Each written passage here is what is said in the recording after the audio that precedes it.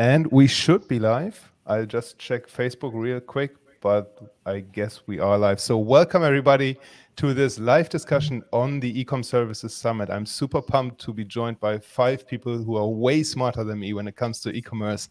So I cannot wait to get this discussion started on how to 10x your ecom business. And we'll start by going around the room and just giving a brief introduction of who we have on this panel. And we'll go ladies first. So Kim, could you please tell us a little bit about who you are and what you do? Yeah, ladies first, except I was last getting here. Yes, thank you for having me on. So I have an e-commerce, a physical product, a content creators planner. I am new to e-commerce. It's only been a little bit over a year, but I'm sort of all things content strategy, all that good stuff. So that's sort of my e-commerce intro, I guess I would say. My name is John Schulz. I'm CTO of Ellipsis Technologies. We have a few different app names out there. They all kind of connect to our main product, Human Presence, which is started out as a capture replacement tool, and also ended up turning into lots more things about basically stopping bots from doing what they do. And so, as you can imagine, that relates to e-commerce pretty directly. There's a lot of everything from email spam, fake account creation, to bot-based checkouts and abandoned checkout protection, things like that. So I've become a lot more aware of e-commerce problems and feel the pains of our customers and merchants. So I've definitely become way more e-com focused the last 3 years. But actually, before that, I had done several different stints in marketing, and we had a few e-commerce platforms that we supported as well. So been around the game for a while. Nice. Jaime. Yeah, Jaime Sutton here. I am the GM of OmniSend. We are an e-commerce focused marketing automation platform. We've got integrations into Magento, WooCommerce, BigCommerce, and Shopify Plus. Nice. And Tom. So my name's Tom Fanelli. I'm the CEO of Convesio. We're a managed hosting provider, do a lot of WooCommerce hosting, things like that. And I just have to pause for one moment because Jaime left out a huge chunk of his background. He was like one of the head guys over at Shopify for like 6 or 7 years. And basically, I think you kind of were the internal founder of the Shopify Pro or Plus product, right, Jaime? Shopify Plus, yeah. It started off with myself and salesperson Matt Pasiga, and obviously we started as an experiment, but that experiment ended up changing the industry. Yeah, so a huge success there. Robert, over to you. Thanks, Tom. I'm an open source evangelist, former president of Joomla, and executive consultant for SaaS hosting and agency firms, primarily in the WordPress space. So that is a powerhouse of people that we got here. So if you have any questions, no matter whether you are on the website, in the Facebook groups, on the Facebook pages we are streaming to Convesio, or on the YouTube channel, just put in your questions and we'll make sure that we get them answered. And I do have one question. We do have a very brief outline that we prepared for this session to make it as valuable as we can. And with all those very smart people in here, I think you are in for a treat if you're watching this live. So if you are live, by the way, let us know with the hashtag live in the comments so that we can pay attention to you, welcome you. And if you're watching the replay, comment replay so that we know that you've seen it and we can follow up with you. And the first thing I want to talk about is marketing strategies that will help you scale revenue. So that's obviously the holy grail that everybody is striving for in e-commerce. And I'm not sure who the best person is because of all the people that are with me today. So I just leave it over to you guys to have just a casual conversation, I guess, on what you think are the best marketing strategies to scale your revenue. I think Jaime should take a run working. at this. Yeah. I was going to say, paid traffic. I mean, we're a content planner. We create a ton of content, but paid traffic has been the gold key for us from day one. And we're only on 2 platforms right now, but we got lucky. Literally, I think we probably lost money the first time was Mother's Day, so a year later, and we just did it slow. But I think testing that market, knowing your product, the problem it solves, and then understanding obviously the paid traffic channel. But I would, for e-commerce sellers, you can't not do paid traffic. I would assume. So that has been the gold ticket for us. And now it's really looking at how we can optimize any of those landing pages or new audiences. And as lookalike audiences are growing, that's helping a ton. But I'm a huge fan of paid traffic, and we'll never do anything without it again. How did you go about that? And by the way, welcome Marcus, welcome Tex for watching us live. Thanks so much for joining us. And Kim, how did you get started with paid traffic? Because you were like the organic content marketing queen. So what's that transition into paid traffic like? Well, this was a lot of work, right? Doing this planner, we had a failed Kickstarter that we then pivoted because we weren't going to hit the funding. Excuse me. And so then we did it with pre-sales. We pre-funded the whole thing through our own website. And it's because the audience I built up through the WordPress chick and all that kind of stuff. And so, we had a market. I had a content creators Facebook group, and it was just a lot of work. And I have friends in the e-commerce space, and I just was like, we are not going to do this slowly. I'm all for content and the long game and the SEO piece of it. So we literally just said, look, we know it was also knowing the product so well, knowing who we were serving, although that had surprised us. We started with $10 a day, and our primary audience was profitable from day one, and probably May through November was, we just kept going with it. It was really, and then we hired agencies because it was like, neither of us are, Jody's much better than I am in terms of scaling the ads and what percentage to put to audiences and stuff. But yeah, it was phenomenal. So Kim, can I jump in with a question on that? How did you go about, and I think like the way I think about, scaling revenue, right, is you've kind of got, you've got people who start out like you did with an audience, right? And that's a totally different game than if you're starting from the ground floor with no audience. And I think the other thing, and my tip would be that for those people who have established businesses, find additional products and services to sell into your existing customer base, because that is a great way to expand revenue, right? You don't need to necessarily scale your inbound demand to scale your revenue if you've got ancillary products and services you can sell people. And so I say all that to pivot that I think the harder challenge is kind of sort of what you did, where you didn't have any customers to sell another product to. You were getting some of your existing customers or your existing audience to buy your product. How did you, because I would say we've not been super successful scaling with paid ads. How did you identify the audiences and the niches, especially spending $10 a day? That's like so little. It feels like it's like you have to almost get like a strike out of the gate, right? A bowling strike, not a baseball strike. You got to get you got to hit it dead on right out of the gate with $10. Otherwise, it's a waste. It is. Well, and I'll tell you, we're about 1,200 a day now. So that's a big, in a year, that's where we've come. But it's because like this, we created a product. I mean, and I'm not an e-commerce, like pick a random thing. And there are a lot of people that can go find a product, they can find a market. And that wasn't it. Like the planner solved the problem I was having. And so then when I partnered with Jody, so it was not hard.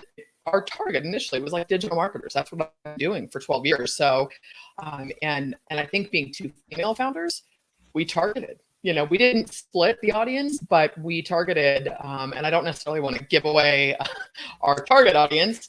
Yeah, there's Jody, but we really knew who would speak to this. And we did a lot of research on other planners. There's nothing like this on the market with the strategy. So I know I would say it's a competitive market with digital marketing, but it was almost like this novelty of having this physical planner, that solved this digital problem. And so, because the truth is, even though I had an audience, like we would have exhausted that pretty quickly. And so we knew from day one that we had to put the money behind it. And we didn't take money. God, we started this in the fall of 2018. We didn't take money until the fall of 2019. So we just kept putting it back into ads. We knew it was not either of our primary business. So, in terms of that, I don't know. I think we've both been around a long enough time that we understand and have both worked with Facebook ads. So I don't want to say we got lucky, but I think that we knew the problem we were solving and who it solved it for. And then we created one good ad that still to this day was one of our highest return on ad spend. Yeah, it's interesting. I got some really killer advice from Vito from WP Feedback, and I was kind of asking him similar questions. And I love this. Like, it was this sage advice that I knew. When you hear things and people are like, they tell it to you, and you're like, duh, that's so like common sense. Why didn't I think about it? And I was telling him, like, yeah, we're trying this and we're trying that, and da da da da. And like, he's like, it's not the channel that's the problem. It's not LinkedIn or Facebook or, Twitter. It's the offer and the messaging that you've got to get right. And I think that is really like a key. A lot of times, like, especially as marketers, we can go and try and think the next new app is going to solve our scale. Like, ooh, if I just get this app, I'm going to be able to scale. Or if I implement this like hack or something, I'm going to be able to scale. And the reality is it comes down to knowing your audience and being able to really have a compelling offer for them that hits that pain point. Can I just say really quick, and I will shut up. So, sorry. Jody and I spent I think we had a 6-hour Zoom call on Saturday where we went through Donald Miller's story brand. And we're like, no, we kept coming back to it. It was like really making sure that the foundation, the problem, the solution, and who we were talking to was super clear. And from there, it's like we take copy from our own website for everything. We take copy from the platform. We just keep reusing because the message is on point. And so it's taking the time to do that, where a lot of people are like, product, great, hey, and they just find an ad swipe and they use that. So it is that clarity and taking the time to do that. I think that's key. Okay, and I'm going to say one last thing and then shut up. So the rest of these, I'm going to get a link to StoryBrand and we'll put it in the chat. So for those of you who don't know what that is, it's a really good framework to developing your messaging. Yeah. Yeah, I couldn't agree more with StoryBrand, and we'll just put it up as a banner right now. So give me a sec. You're already on it. I'm already on it. So there we go. That's storybrand.com.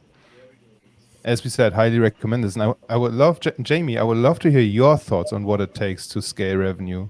Yeah. So I think we got half of the card there for sure. Obviously, acquisition is really important, and most of what we deal with is on the other side of that, which is the retention. The cost of acquiring a new merchant or new consumer is always way more expensive than monetizing your existing base, or expanding your existing base by creating the right segments after you've acquired that customer, and then syncing those segments back to create a lookalike audience on either Facebook/Instagram or on Google Shopping. So the way I look at it, there's multiple ways to carve this up. And if you're running straight e-commerce, I think one of the most important things you can do is start looking at the data. Look at, what products the consumers are looking at when they come to your site. What are they converting on? What are they not converting on? How do you actually start to roll that into segments to message them across different channels, and really start to vary those messages that are really fine-tuned into the interest that they're hitting your site on. So if I've got, segment of merchants who are always converting on a specific collection or a specific PDP or a specific product type, then really getting narrow with that scope and really getting specific and parting that demographic out so that you can message very precisely with the types of products and services that they're looking for. So I think the acquisition is huge. But the other part is really narrowing down on your messaging and creating those segments once you've acquired that customer. That's really, I like that because it's data driven and it takes the guesswork out of scaling, which I think is a big issue that sometimes you just go with your gut feeling instead of trusting the data. But how would you go if you were starting from scratch? If you don't have the data, is it just pouring money into Facebook traffic or any other traffic source really and gathering the data so that you can refine? So I would still go data driven here. I mean, there's lots of publicly available data. You can look at others who are selling products similar to yours, build audiences that look like their audiences, start off with some Facebook ads, some Instagram ads to simply get visibility. in front of the demographic that you believe and have some data backed information on to start to at least drive the traffic to the site. Now, once it's on the site, your site has to be fast. You've got to have a way to, get them to opt into messaging, have an offer for them, something to get them engaged in your brand right when they hit the site. Usually you've got 30 seconds to grab them, whether you're sending them to a PDP that doesn't have the right CTA, or whether you're sending them to a homepage that doesn't have the right content for the audience that you've gone after. So I think you can still do that starting from nothing, but it's really about looking at your competitors, looking at the demographic that they're marketing into, and building that lookalike audience. And I think you can do very well, just like Kim did, with starting with $10 a day, $40 a day, experimenting at those lower volumes so that you can get the messaging right, get the traffic honed in that is your key demographic, get the signups happening so that you can actually start to have that first party data, which is really, that's the gold mine. It's the first party data that's happening on your e-commerce site that you own and that you can start to really dive into and get that granularity with. I love it. And Robert, what do you think about the data-driven approach? It's absolutely critical, and it's no fun when everyone else takes all your answers. Thanks, Kim, Tom, and Jamie. But, I firmly believe in having a consistent methodology. That doesn't mean you do the same thing every time, but you know how you want to go through the process. So knowing that you're going to generate this type of content, that you're going to do this kind of medium, and then, of course, tracking it. So having some kind of process that's consistent so you can, again, evaluate apples to apples, not, apples to oranges. And then patience, like Kim mentioned, she started at $10 a day, and prior to that, organically. So that takes time, and we love talking about, scaling 10x instantly, but it's a lot of hard work and patience. So consistency, patience, and then, as Jamie really kind of nails it out, is the, being able to measure it. Having, first, setting your own expectations for what you want to happen with your marketing, measuring against that. Are you meeting your expectations? Are you exceeding them? And then diving into the data to figure out what has worked and what hasn't worked. Yeah, absolutely. I want to piggyback on what Robert and Jamie were saying. I really feel like design is an important component too. I wouldn't put it above the other two that we've just talked about, but I think it is a part of it, because especially for beginners, when you're first getting started with e-commerce, there's a lot to it, and it can be overwhelming. So sometimes you grab a template or a theme, depending on the platform that you're on, and you're just trying to get going, and there's so much you're thinking about, all the nuts and bolts. And honestly, I think if you can kind of pare down and look at the design, so that the few customers that you might be getting there, if you want them to understand what they're seeing, if you want them to understand where they're going, clear calls to action, I'm surprised nobody mentioned it yet, but as far as talking to the customer, if you're not getting a whole lot of them in, you want to grab them in the first 30 seconds, like Jamie said, which I totally agree with.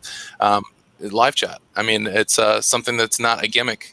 It's not going to instantly get you everything you need, but if you can increase that conversation, especially in the beginning when you're having a hard time getting conversation from customers, you're not even sure you're doing it right.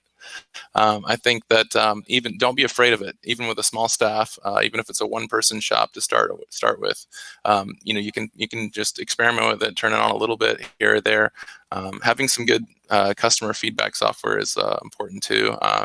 Help desk, whatever you want to call it. But I think getting those conversations started is very powerful, because they'll help you figure out the gaps really quick. You don't know what you don't know until somebody tells you, and you suddenly realize what they're thinking, and it's so far different than what you might have expected. So I think that part of getting 10x is like you guys were saying, is this capturing the traffic that does come, even if it's just a little bit of traffic, and making sure you can capitalize on that. And as Jamie and Robert were saying, be able to repeat on that and get more of that. That's really exciting. And I do have one more question for you, John, because you are really experienced with mitigating bots and stuff like that. So Sure.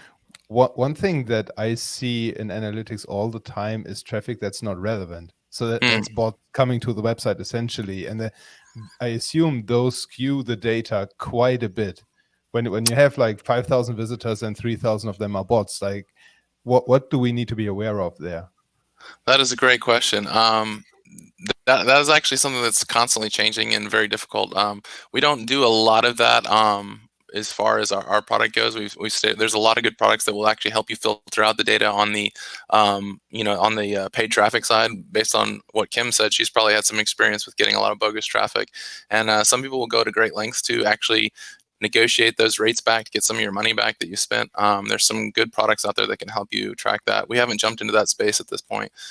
We've focused more on the just the annoyances and the diversion of revenue from absolutely orchestrated bot attacks. So if we talk later about flash sales, like I can really tell you about more of that, and Jamie can tell you more about how that can be a big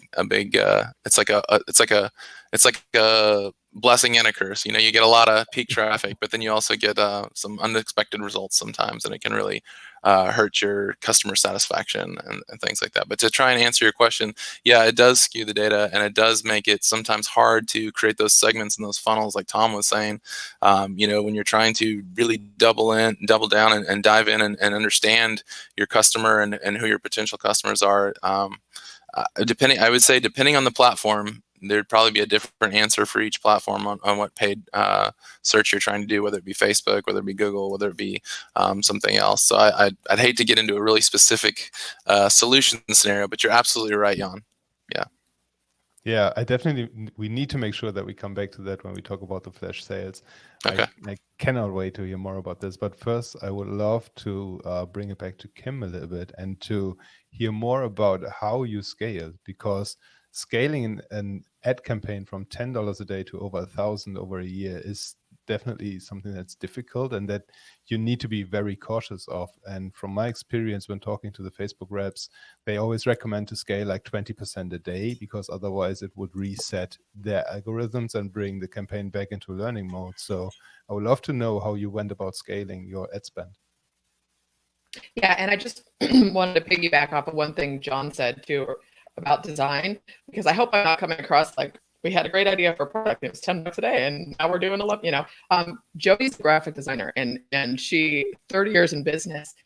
We had a head start with a lot of this stuff in terms of a landing page, and even though we've worked with it, we have a second agency we're working with for ads now. It's like she's the shorter stick to work with her, and she's really good. She's so much better about the data and stuff, but it's like we've got her design skills, and she's an essentialist too. So she's really helped me slow down, and really focus on optimizing what we have. I just wanted to kind of shout that out to her. But so what we did is we kept going for $10 a day, and then we would try one other audience at $10 a day. And then once we were kind of figuring out audiences, we just played with it ourselves, right? And so the scaling was kind of all over the board until the fall, and we realized we were getting just this phenomenal return on ad spend. We had tried scaling to $100 a day, and it went up one day, and then it was like boom, because we went from like 20 to 100. It was just, we're like, woohoo, look at this go. No, it didn't work. So we brought in the agency who did it, and so they scaled for us. And we hadn't, in the meantime, we had one order bump. So I just want to kind of pull in a few of these things. We had one order bump for a class. We had some bundles and stuff, but we weren't doing anything on the back end, and we had follow-up sequences and active campaign, but it wasn't data driven. We were still sort of in the testing mode. And so we had an ad agency, and they scaled us. Like we went from 6,000 in November to 41,000 in December to 67,000 in January. And then they reset something, and I think because the Facebook was changing to the campaign level versus the ad set level, and we went from our highest day to half of that the next day, and it never recovered, which sucked because we had all these months of data with Facebook. So at that point, we said we're very much a partner with the agency because we're digital marketers. We're not like newbies to this space, and so we really needed someone to partner with long term, and so we let that agency go. So truly, it was the agency. Jody's answering the question. See, she's the essentialist. But they did it, slowly over time. But so those jumps that you saw, like we got to take advantage of December traffic and all of that. But they worked with the algorithms, and so that's how it was scaled. Interesting. And I want to bring one story that I see in the comments to our attention. That's from Sheep Dona. Thanks for sharing that. And she shared a story about how they started with their e-commerce when they were just starting from scratch, essentially. And she says that she had 5 different products, and they created 2 memes with their products on it, then boosted those on Facebook. And I would love to hear your thoughts on leveraging memes to create awareness, essentially, and maybe even make the products go viral. I'm not sure. Yeah, Go ahead, Tom. go ahead, Kim. Did you rephrase Well, I the was just question going to say, as well? Jan's just throwing it out here, and everyone's going to talk at once. The the interesting thing is, and she brought up some great stuff on the networking room that we were in yesterday, which is she was looking at her competitors and really sort of figuring out what their playbook was, the best of breed people. And so she did some amazing work where she's like, look, we identified these 2 or 3 people who we determined were really crushing it on Instagram. And she spent all of this time like literally dissecting everything that they were doing to get all of these great ideas around memes and posting schedules and frequency and all of that. And I think, one of her things that she does is she helps people map that out for people. And I think that that's really good. Memes are can be incredibly catchy, witty, and quick again, but if you know the customer and you know that pain point, right? So what is the meme saying, and how much does your target audience identify with it? Yeah, definitely. And you brought up a good point in that she always did the work. That's something that I think many e-com entrepreneurs who are starting out these days, and they see all the people advertising, make money, drop shipping, and build your own e-com and stuff like that. And these, I don't want to say get rich quick, because some people really, really say that it's a lot of work, but it's difficult for new starters to understand that it really is a lot of work that goes into scaling an e-com. So maybe we can talk a little bit about that, because or before we then transition into customer acquisition. What do you think about the mindset thing of scaling an e-com and being ready, as Kim said, to invest back into the business before you can take money out of the business? It's not optional, really, unless you're going to pay with time or money, right? So if you don't have the money, you have to kind of go into it, pay with time. It's kind of, I just look at that with digital marketing in general. And, again, like, I don't know, sometimes I feel like Jody was this gift that landed in my life, and it's the patience level. And what happens now, because we've only added 1 product as an example, and that was because our customers told us they wanted it, the Trello version. Really being able to look at all these things that are working and saying, wow, we recovered this much through an abandoned cart sequence, we recovered this much through a follow-up sequence. And so then you go, let's write better emails. Let's see if we can shift the message here. And so, like, it gives me goosebumps. It's like it starts feeling like this ninja fun game where all of a sudden you can increase the cart value, you can increase customer retention just by tweaking stuff that you put in place to begin with. So, I mean, to go into it is a long game, I think. I mean, again, unless you've got super deep pockets to go at it. And that's part of the fun. I think we've been very transparent about our journey, and it resonates with people. So I think the mindset piece, you have to go into it. It's a long-term game. Yeah. And I think, Robert, you also wanted to chime into this. Kim stole some of my thunder, but it's whether it's e-commerce or any other startup, unless you have some wonderful investment ahead of time, the effort's going to be the same. It's running a business is not easy. If it was, there'd be billions and billions of successful people. That's not the case. It takes a lot of hard work and determination, and then tying all these sort of best practices that we talk about.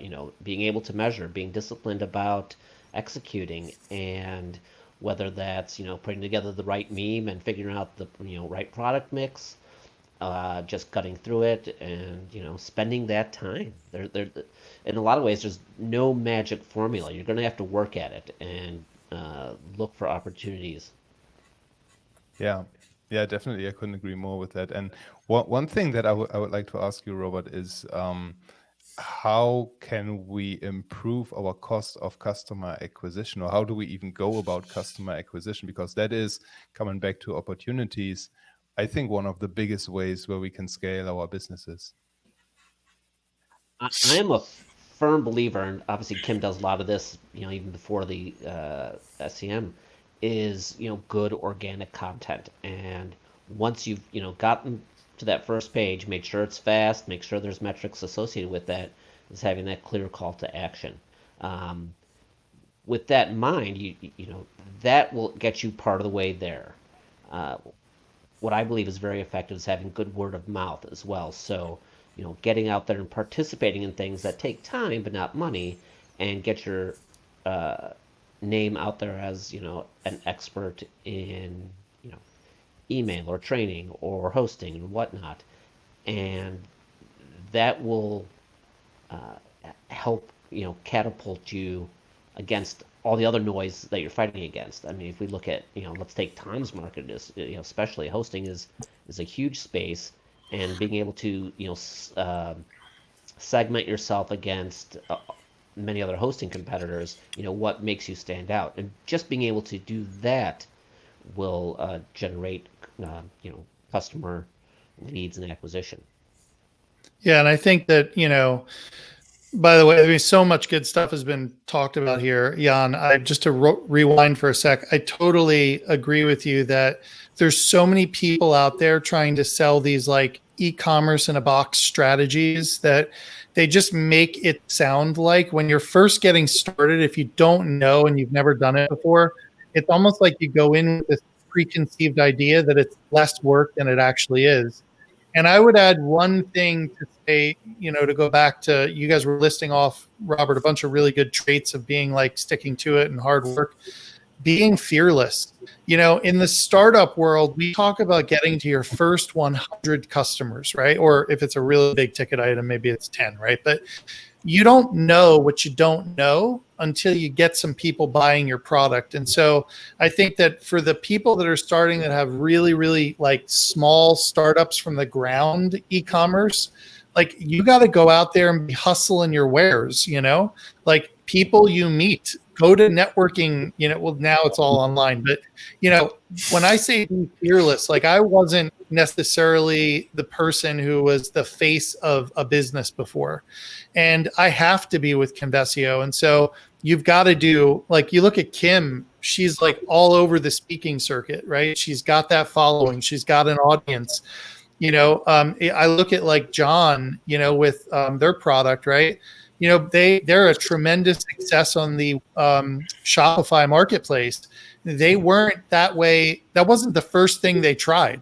They tried a bunch of other stuff to figure out like, how can we sell bot protection, right? And it's like, well, shoot, they got this app on Shopify, and we're like, whoa, people are like buying this thing up like crazy, And so you sort of have to work at it and figure out you might not be successful with $10 a day on Instagram. You might have a product that might not be successful on Instagram, right? Yeah. But you can't just be like, well, it didn't work on, SEM, and so I just gave up, right? You got to hustle and figure out. And I think that sometimes, like in my mind, when I think about like, I've got to scale a demand generation engine here, it's kind of like, no, I just got to go meet a few people this week and see if I can sell them on my product, Yeah. And so I think that, keeping that frame of reference in mind, that you got to hustle. People ask me, how am I doing? How are you doing? Well, I'm hustling every week, I'm literally hustling every week. If you come to Convesio, you're going to talk to me at some point if you're a customer. So I love it. And on that notion, I want to just bring on the networking area again. You mentioned it already, Tom. We had a really good conversation there yesterday, and people are really making connections in that networking area. This morning, I was with Dennis Yu and a few other people in there. It was 2 a.m. for Dennis Yu. So speak about hustle there. And it's really paying off to be there, and just keep the tab open. If nobody's in there, or if you don't want to join, just keep the tab open and see if somebody interesting comes along. Definitely worth spending some time in throughout this week, because we can't go to physical conferences. That's just how it is. Yeah. And I think you're spot on, Tom, with your networking piece. Every entrepreneur I've ever worked with, they failed miserably, like multiple times. And that did not deter them, number one. Number two, they got better over time, right? And they learned who to network with, where to get advice, how to become savvy at areas that they, maybe had failed at previously, until they broke through. I've got, people that I've worked with that have, built $70 million GMV companies, but failed for the first 4 years of its existence, right? And it's, success is not accidental, right? It is perseverance in the face of adversity, in the face of challenges, and reinvesting in that dream. And I think you can't underweight how important that is. Yeah.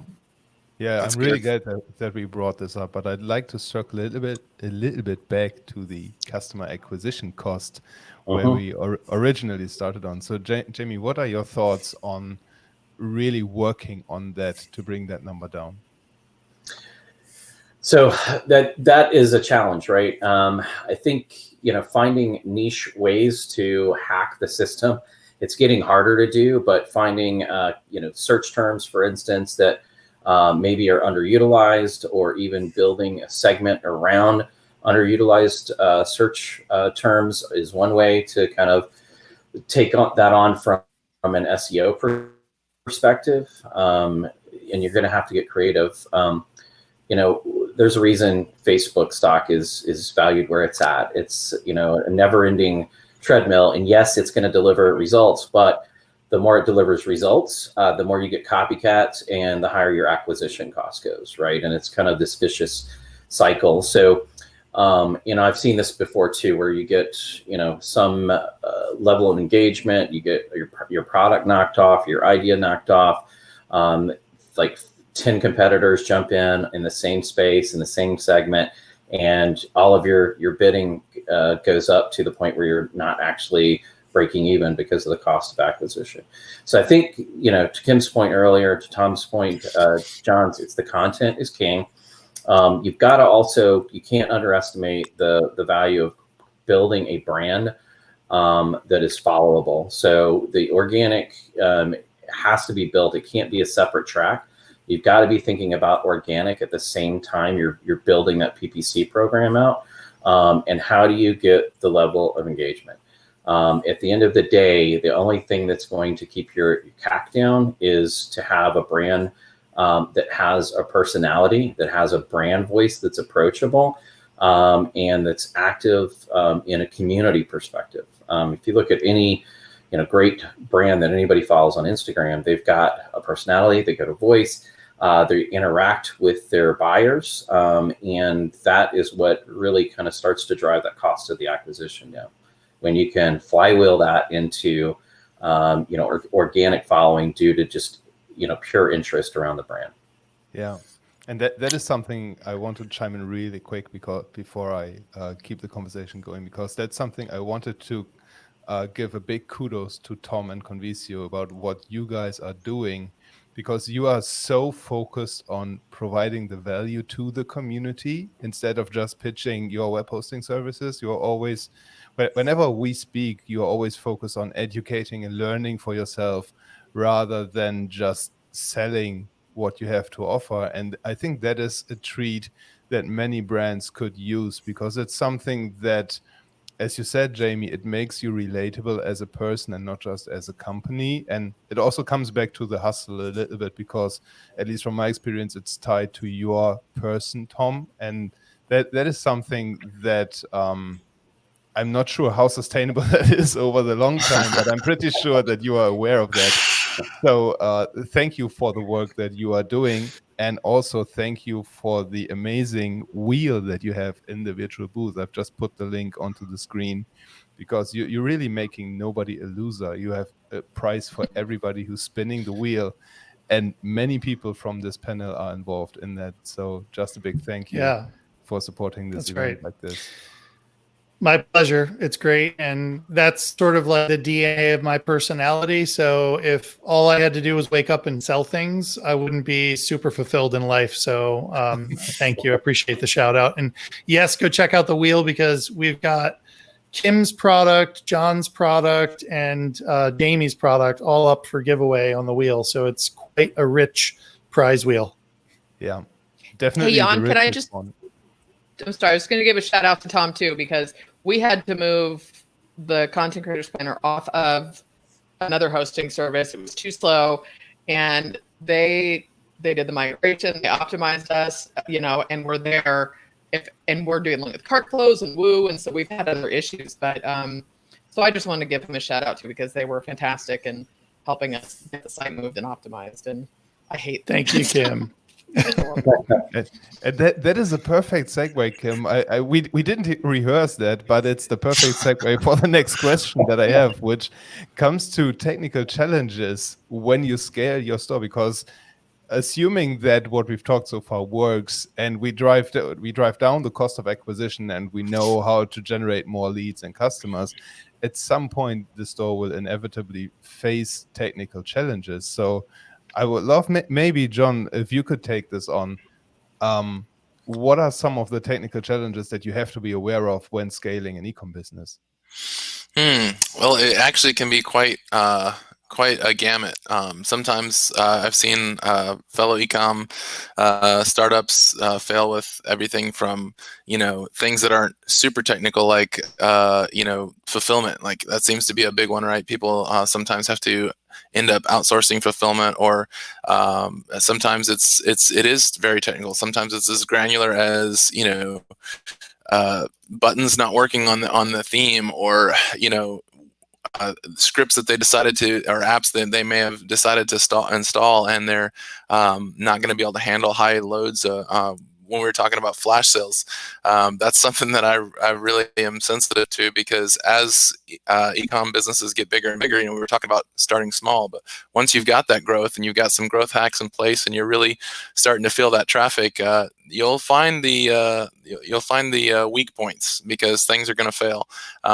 You might have to start getting your images on CDNs, depending on what platform you're on. That might be done for you, but if you're on WordPress or something like that, or other open source platforms, something you're hosting, that's a major concern. You need to know what your weak points are. You need to know what's going to fail, and you don't want to have something that maybe if it was cached, it wouldn't have made the request a million times. But if it isn't, then you're taking down the mothership. Everything's going to go down. So it's hard to answer that question, because there's so many different areas that could be. But I think I got the conversation started, so I can jump in and get a little more granular if somebody wants to bog down on something. So your technology infrastructure is going to change. It needs to be evaluated. It's got to be measured. And there are so many millions of options. At the end of the day, is how good is your technology partner at scaling with you on the business side of the equation? So if you have a host, how ready are they to jump in, to help you out, to understand what your needs are? What other services are you connect to? Is each one of them sort of aligned with you and understands where something might be going? Can you let them know ahead of time that, if we're going to talk about flash sales, if that's coming up, what can they do to make sure that you're, ready to go as well? So if you, button down everything as much as you know and can on the performance side, sort of on a regular day-to-day basis, how do your partners react on a consultative and business side to make sure that you're also successful? And are they sort of also invested in your success outside of, look, we had the servers on, the rest is your problem? Man, that's a great point, Robert. I totally want to echo that as well, because back to the apps and plugins and things like that, or scripts that you might add to your site, that's something that everybody should not be afraid to ask those providers. They're providing you a service, so don't be afraid to leverage that relationship. You'll know right away if they say, "Oh, yeah, that's not our problem," then they might not be the best partner. You want somebody who's going to back you up. Yep, absolutely. Yeah, and I think historically, sort of, it's been hard in the WordPress space, right? Because you look at like what Shopify is doing, and what Shopify, I keep forgetting, is it Plus or Pro? What's the Plus. Shopify Plus is doing, which is their like sort of like enterprise tier of customers, and they had a really big niche in the marketplace, right? Where you get really a lot of customization with a product like WooCommerce. But if you don't have your infrastructure and your host right and your scaling right and all of that stuff, and so Shopify made it sort of turnkey, right? Where it's like, hey, we take care of the scaling. You don't have to worry about it. But there's trade-offs in that. And I think that, particularly you see hosts struggling with one platform, looking to go, well, it's my platform, right? And the reality is it's not you can scale WooCommerce, till the cows come home. And, it's going to be that, are you using proper like edge caching, right? Have you looked at your database queries? Do you know, what are the things that are taking up a lot of load time on your pages? So your pages load, do you have the right database infrastructure and optimization at that level? And so there's a lot of stuff you can do. And I think that the one way that Shopify is sort of kind of outmaneuvered WordPress a little on this, and I'm a WordPress guy, so it hurts my heart to say that, but that is a lot for someone running a WooCommerce store to figure out that is not usually their area of expertise, right? And so Shopify was like, yeah, come over, we'll take care of all that. Yeah, I have a perfect story about this, actually. I was working with a brand that's also represented on the summit by Michael Siegel, who's speaking on the last day. They were a 6-figure a month WooCommerce store with some really tricky customization going on. And the team they worked with before my team came on board and took over maintenance, they didn't do the best job of building that infrastructure and building that customization and writing that code in a performant way, at least. So we had to jump in. We had to fix some bugs and take over. And what they did is they sold these decoration subscription boxes where every quarter you would get a box with decoration that matches the time of the year. And those boxes were due to renew on the same day every quarter. So it's always like April 20th and then September 20th and November 20th and stuff like that. And that custom code, which I assume was very easy to build in Shopify, was a real bottleneck on WooCommerce. So that's just one thing from my experience in that everlasting discussion of WooCommerce versus Shopify and how to scale WooCommerce to really reasonable amounts of revenue, that you need to have very good tech partners and developers to do that. And John, Jamie, is there scaling problems with Shopify? Do people run into that with like third-party plugins and stuff that really slow it down? No, not really. Everything scales seamlessly there. So, I mean, even, we've all seen the Black Friday, Cyber Monday numbers, and it scales pretty infinitely at that point. I think ways that you can would be really more on like front end performance. There are ways to do bad front end development coding where you have infinite for loops happening in the front end code, which is not great. You can have bad plugins that improperly load JavaScript, or they're not optimized. So I think more on the performance side there would be really the front end. There is some activity now on the PWA front that is highly optimizing that through React and some other bells and whistles to kind of speed up the front end as well. I think if you look at this really, either platform, there's no right answer here, right? And that's the reason we have so many great platforms out in the wilderness. We've got Woo, we've got Magento on the open source, we've got Joomla on the open source side, we've got Drupal on the open source side, and then we've got our SaaS products like BigCommerce and Shopify, for instance. But I think they're there for different needs, different life cycle stages, and different levels of complexity too. Like if you want a heavy B2B site, you're probably going to go with a Magento or a Salesforce Commerce Cloud. If you've got an early stage to mid stage, and you want to have high level of control over what you're doing, what the infrastructure looks like, you're probably going to go with the Woo. If you are simple and need turnkey service, you're probably going to start off with the Shopify or BigCommerce. So I don't see it as one platform versus another. I see it as very prescriptive. And what's the problem we're trying to solve, and what tool do we pull out of the toolbox to help that merchant? And I just got to give a shout out to Econ, who just raised $42 million Holy cow. in V8. Wow. So like, I was like, I know those guys, great crew of guys, and total congratulations to that. That's awesome. But that's just another signal about how the marketplace is going to heat up with yet more people getting seriously into e-commerce. Yeah, agreed.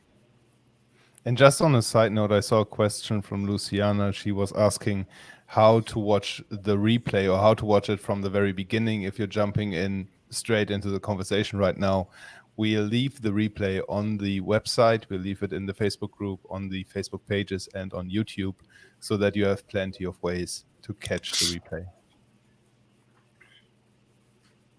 Interesting. So how do we decide on what platform to use then for our needs?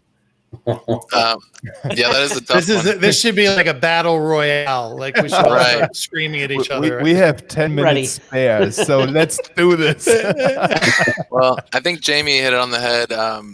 Maybe there's not a right platform, but I think there is definitely a realistic situation where you need to think about what are you trying to build? If you're trying to build something that's going to stand up to a high amount of scrutiny, you're going to have regular releases, product releases, flash sales. So you don't have to be a big store. You don't have to be a mega enterprise customer to need good infrastructure. So if you're choosing infrastructure that's already set up for you, in other words, plug and play, then I think Shopify is great. If you need more design flexibility, like Jamie said, maybe you already have, or you are a developer, or you have already people on your staff that are developers, and you really want to plug into what you have. You already have a WordPress site. It's such a popular CMS. So if you already have a WordPress site and you just want to extend that, I think that makes a lot of design flexibility sense. I think you also can look at cost, cost over convenience. Sometimes it seems really cheap to get a $29 a month plan to go with a hosted SaaS commerce. But then, you end up adding on sometimes some of those platforms, a lot of the functionality that you want. Anything more than basic, simple setup, you're adding apps or plugins, depending on what the platform is. And those sometimes on platforms, it's a one-time fee. Sometimes it's a recurring subscription. And those sound really low because maybe it's a really low amount. But then over time, you've got 5, 10, 15, 20, 25 plugins or apps. It does add up. So I think you have to always consider that as well. If you're starting up, what kind of budget are you looking for versus the limitations of the platform that you're on. And then the third thing I would say is look at the actual technical limitations. There's I don't know if it's still true or not, but there used to be an old argument about limitations of product variations on Shopify. Jamie, you can probably squash that one for me if it's not true anymore, but I know there used to be a hard cap on variants. You could have 100 product variants and something like 3 product options or something like that. Whereas WooCommerce, it was infinite, and then you had plugins, or if you're a developer yourself, you could turn that into any magic combination you wanted to. It was limitless, basically. Yeah, as far as I know, that limitation is still in place. 3 options, 100 variants. So again, there we've got something that maybe, because of the way that I sell my product or configure my product, that's not going to work for me. I've heard, like John said, I've already got CMS running. I already have, free modules that I can plug in and that will take care or replace, multiple applications. And I sell in a way that I need, 300 variants and 5 options. So again, it's a prescriptive nature of the business that we're in, right? That's the reason, we've all got good competition in the marketplace, not only with our own products and services, but the platforms do as well, because there is no one right answer, holy grail. And but that's not going to stop us from arguing about it. Yeah, exactly. That wouldn't be nearly as fun. I have a question for Kim about this, right? So we talked earlier about, by the way, I got a quick tip. You don't mind if I co-host this with, do you, Jan? I'm kind of feel like I'm... No worries. And okay. I just brought on Bernhard real quick because he jumped in at the best time ever for this session to just watch the Battle Royale. So this is going to be on the sizzle reel. Okay, so we talked earlier about how important organic traffic was, and my little tip around that is look at the pages. Jamie sort of alluded to this. Look at the pages that are underperforming in terms of conversion or rankings, and SEO optimize those products.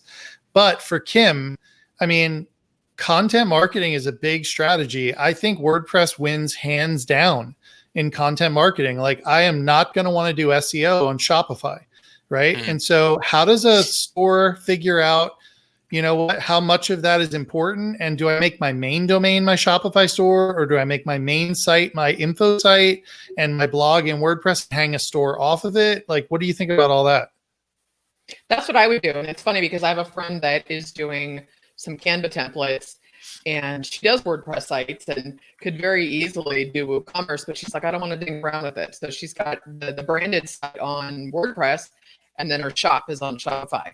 And now if I were to do something else that might, like, my name wasn't attached to it, it was literally just an e-commerce brand that I could play with, I may do the same thing. I mean, Jody is dialed in with WooCommerce, and so it just made sense. She's got another e-commerce store. But I honestly think, because I don't think even if it's a brand without my name, I wouldn't stop creating content because I believe in the value of it. So I think that's what I would do. I would do a WordPress branded site, and then the shop checkout is through Shopify. I think that's the easiest thing, personally. Yeah. And so in that way, you can sort of have your cake and eat it too, in some respects. Yeah, and I got to throw another option there before Jamie does, because I know he's huge on this. Is if you haven't thought about it yet, look into headless commerce. Headless e-commerce is the concept of where you basically already have your site somewhere else and you need e-commerce functionality. So you can start to leverage, all the platforms are getting into the game now. It used to be kind of cutting edge a year or so ago, but now everybody's doing it. And basically you can leverage APIs to make API calls from your site. Now it does take a little bit that's the trade-off. It does take somebody who can do that. So you might have to hire a developer if you don't have one on staff, or read some tutorials, but it's not too hard.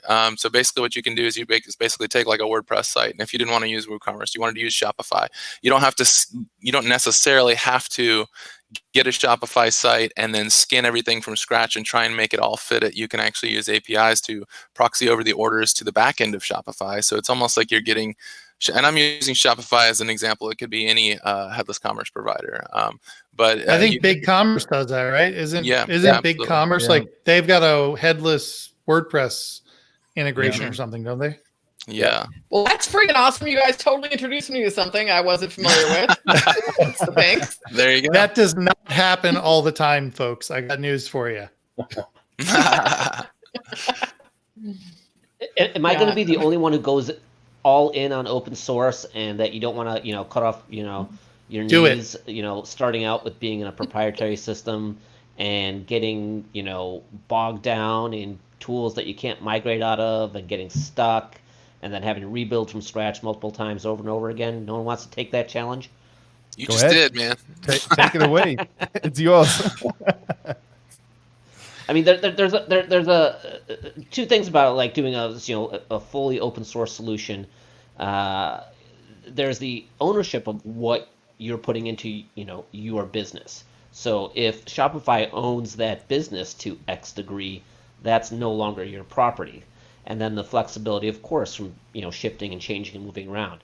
I don't think Kim would have been as successful on a SaaS system going from one infrastructure provider to another without that kind of WordPress, WooCommerce, open source flexibility. Mm-hmm.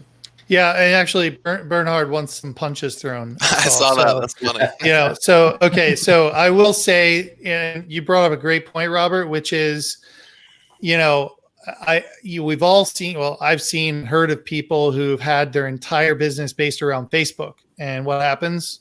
Facebook turns on them and is like, you violated something, or did something, and we're suspending you. And there is a realm of people who are selling services that might be on the edge of violating some terms of service. I immediately think of like the medical marijuana space, right, where it's like questionable as to like what laws and whatnot are allowed.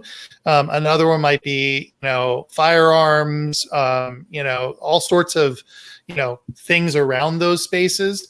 And so that is true with WordPress. You kind of own it. And if your site gets shut off and you've got a backup of it, you can go host it anywhere. Right. And so sure. with if you get shut down, and I don't know if that's ever happened, but like if you get shut down on Shopify and you've got a substantial like store already built up, like you're likely going to be out of business for an extended period of time. Well, can I piggyback on that too? The other thing, both of our agencies, the first agency had their own proprietary software that they did tracking with. And initially it didn't integrate with Woo. So they put us on ClickFunnels for a month. And then then they had to build it into Woo. And then the second agency wanted to split test with Unbounce. And we're like, no, we're paying to send traffic. You send it to our site. Like, it just makes more sense. We did it once and we love this agency, but if you're paying for traffic, I want it to go to our site too. So that helps when you've got the SEO and the CMS going at the same time. Good point. Yeah. Yeah, definitely. And it's also, in your case, Kim, you are familiar with WordPress. Like, you know it inside out, and you know exactly what you can do and what type of strategies you can run to drive the traffic on the one hand, but then also convert the traffic and build that relationship while people are on your site. So I think that's always something to keep in mind, is how steep is the learning curve for the platform that you are evaluating. Yeah, and I think too, lastly, that it really depends on what you're doing with the business and the brand, right? I mean, I have a friend who has done millions and $30 million on ClickFunnels. He doesn't care. He knows e-commerce. He knows how to do paid traffic. He's got the list. He does all of that. So it depends on what the business is. Like, again, our names are attached to this. This is a brand. Our hearts are a part of this, right? So I think that you also have to get really clear on what you're doing with the business, and what the end goal is with it. So, ease of use is going to cut down the learning curve for sure. Yeah, I think that goes to the point you made earlier, Kim, which is you're either going to pay in time or money, right? And so, choose your acquisition strategy allotted to which you have more of, and it's probably very similar on the platform side. Choose your platform based on what you're going to have more time or money, because you're going to pay one way or the other. Yeah, and I saw a good question that I would like to discuss here. Maybe Robert is the best person to answer this. Are there any open source payment providers? Ooh, I think the closest we're getting to that is what WooCommerce just added in. I think it was just last week in conjunction with, I can't remember who the end payment provider is now off the top of my head. I do want to say Stripe, but I'm not quite sure.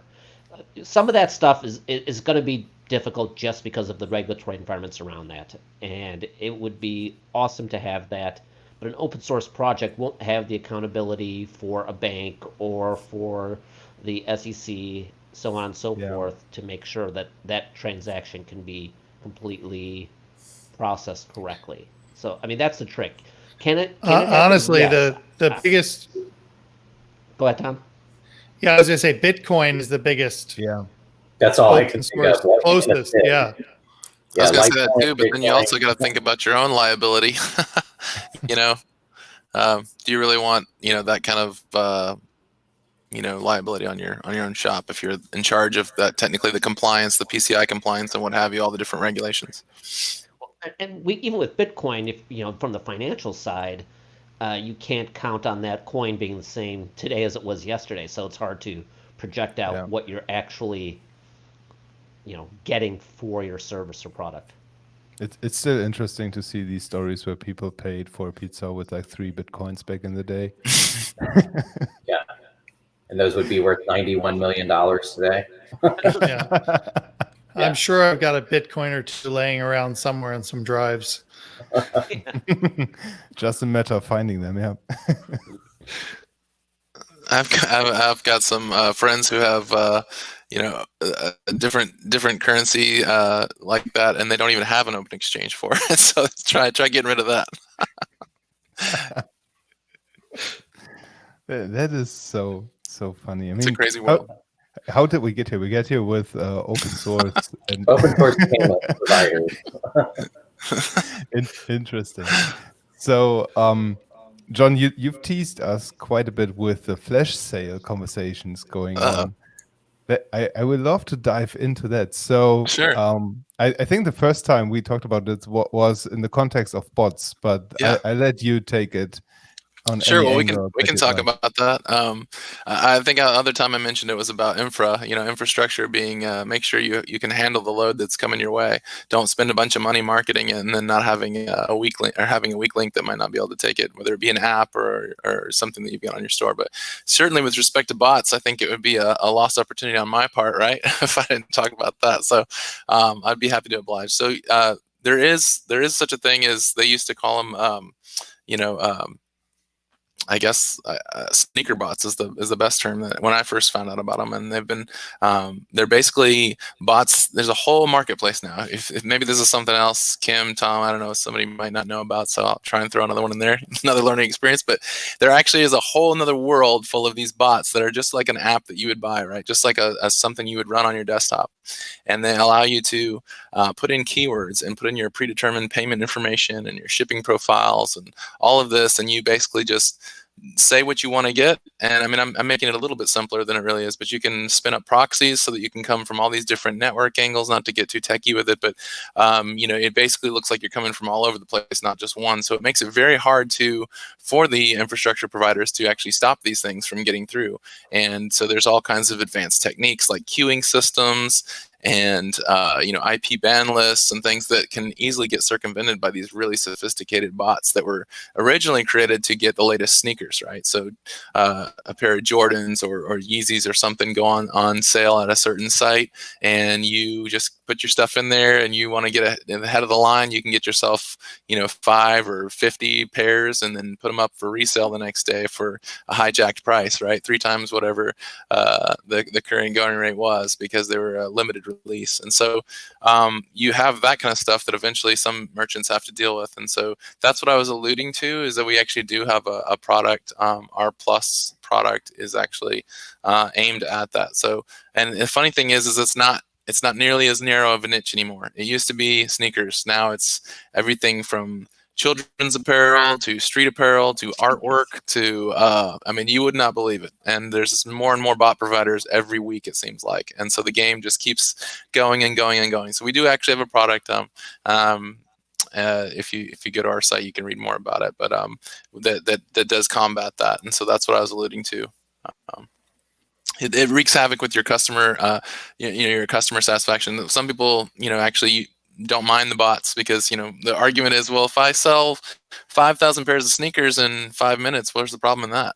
But you get a lot of angry people when they can't get their pop memorabilia the next day because they had 2 seconds to get it and they couldn't beat the bots.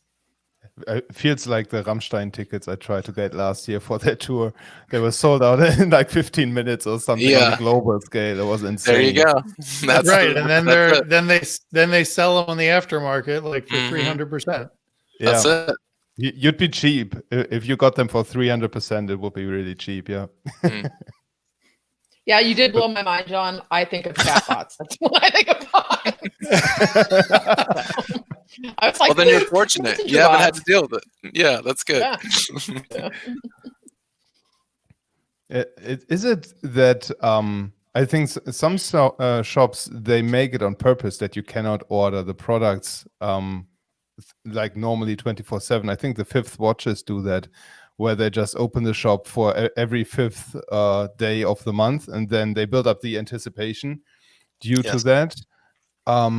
If those were hit by a bot or an army of bots just waiting for the 5th of the month to come, I think they would have a huge problem.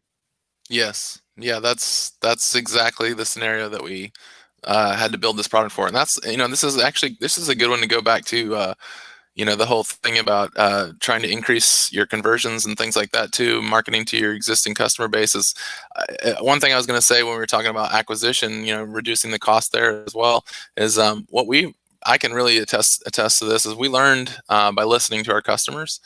That was never even on our radar when we first got started. We were just trying to make a capture replacement. We didn't want to have to click the silly little, is this a traffic signal? Is this a car? And so we graduated into form spam and then fake account creation. And then finally we had some larger merchants that were having these problems with bot-based checkouts. And so, but I would come back around to that to say that that's probably the thing that helped us the most, was actually letting our product roadmap and our view of how customers saw our products be dictated to us rather than the other way around. That's such an important lesson. Thanks for sharing that. I think that I've had a conversation yesterday this morning in the launch with Todd Jones, who's going on calls for each new customer that he's getting, or on the scale he's at that's still feasible. And he just said that it's such a good learning experience of how to phrase the wording on his product detail pages, for example, or how to even position himself in the market, because it's just so valuable what he's learning from the customers that are buying his quite new product, so that he can rephrase what they are saying and use it in his own marketing terms. I do that a lot with our customers too. I was going to say really quick, because what's happened is we have people buying that we didn't think was our target audience necessarily. And so like I popped on a Zoom call with a realtor, and then someone else was saying, how do I use this for a nonprofit? Or what do I do if one person said, I sell high ticket, how would you use content to sell high ticket services? And so I just keep offering to get on Zoom with these people, and I walk them through it and how I would move through each piece, or where there's a disconnect, or like, why isn't there like this at the beginning of this and stuff? And so, I mean, that's been gold for us. Like I love talking to people to find out, because now I'm like, wow, we can run verticals ads to target. That's huge. Right? Back to that hustle. Totally. Yeah, interesting. I would love to know what you think, Tom, about getting on the calls with your customers as early as you can. Oh yeah, I mean, that is one of the things that we did often early and still do, which is listen to customers and ask, how did you find us? What were you looking for? What are the problems you're trying to solve? I mean, quite honestly, we got into the e-commerce space because our main sort of audience is agencies, right? But we got into the e-commerce space because we had people coming to us like Kim and, some other customers who were saying, I'm on this really large server or this large hosting package, and it's failing at processing my checkouts. And so we decided to start running some WooCommerce, and we're like, wow, our platform's really fast at running WooCommerce. And so that was a whole new niche that we started to go into, all because we were listening to customer feedback. That's really interesting. And I think you're always also having these conversations with potential partners as well. So it's not just listening to the people who are already using your service, but also for people that might be beneficial partners to bring more value to your customers. Absolutely. Yeah, I do the same thing. I'll hop on sales calls with our sales team. I'll hop on discovery calls. I think it's really important that we, are always engaged with the front lines so that we can flywheel that back either to, in the case of us, our SaaS product. But if you're, selling a product that maybe has some specific technical, pieces to it. I mean, I think this is important to flywheel that back into your marketing campaign, or even how you word things to avoid misunderstandings or to make sure that you're getting the right target audience. Yeah, being close to your customers is very valuable, especially in the early stages. Yeah, I couldn't agree more. And I would love, before we wrap this up, because we're already 15 minutes over the scheduled time. So thank you for everybody who's watching this. Time is flying in these panels. Before we wrap this up, I would love to share the screen real quick. And I would love to walk you through the booth that Convisio has built for us in this summit. First of all, again, thanks, Tom, for making this happen and for supporting the event. And if you go to the sponsors tab in the header menu and then click on the Convisio logo, you'll be taken right here. And I'll also post a direct link in the comments on Facebook and YouTube and everywhere, literally, so that you can check out the booth. And what is super exciting is the spinning wheel. We talked about this a little bit earlier, and I just wanted to show you how cool this is, because it's not just a phrase to catch your attention, everyone is a winner, but really everybody who's spinning the wheel wins something. And that is something that all of you are contributing to. So thanks again for doing that and for providing that value to the community. And I think it's something that every single person attending this event should do, because it's really valuable stuff that you are giving away here. So we're seeing the OmniSend subscription, we're seeing free WordPress hosting, Kim's Content Creators Planner, which is insanely good. And I'm just hearing some echo. I'm not sure where that echo is coming from. Okay, it's gone now. Perfect. So sorry for that. And then back to the wheel, we see 1 year of WordPress hosting. So I would like to have 1 year of free WordPress hosting. I'm going to spin the wheel right after this call and hoping that I get it. And then, yeah, as I said, it's just really, really valuable stuff. And if you want to learn more about Convisio, you can book a demo. And I would urge Tom to get on the demo because he's in the Facebook groups, so he can definitely prove that he's hustling as much as he said in this conversation. So get in touch with Tom in the Facebook group. Tex Allen from Convisio is in the group too, so you have multiple people to speak to. And just check out the booth and the other booths from Split Hero and Weglot too, because there's some amazing stuff waiting for you. And yeah, I don't have anything more to say than thank you everybody for making this panel happen. It was an honor to be with you on this session. And if you have any remarks and anything that I missed, it's now your chance to point this out to me. Otherwise, we just say I have to confess the year is gone. Congrats, Bernhard, but I'll still play the wheel. Maybe I get another one. We'll see. I don't know how many Convisio is giving away, so it's definitely worth playing again. We can make an exception for you, Jan. He just won that right out from under you, man. That's like that's the downside of promoting this. Damn. But anyways, I'm glad that people are taking this up. So, Connor, thanks for being with us, and thanks for the kind feedback for this panel. And again, we'll just keep this panel available, keep the replay available throughout the entire summit so that you can rewatch it at your own convenience. And thanks everybody for watching this. We'll call it a day, and I'll end the panel in a few seconds. Have a great evening, great day, Thanks, wherever you Jan. are. Thank you. Thanks, Thank you, Jan. everyone.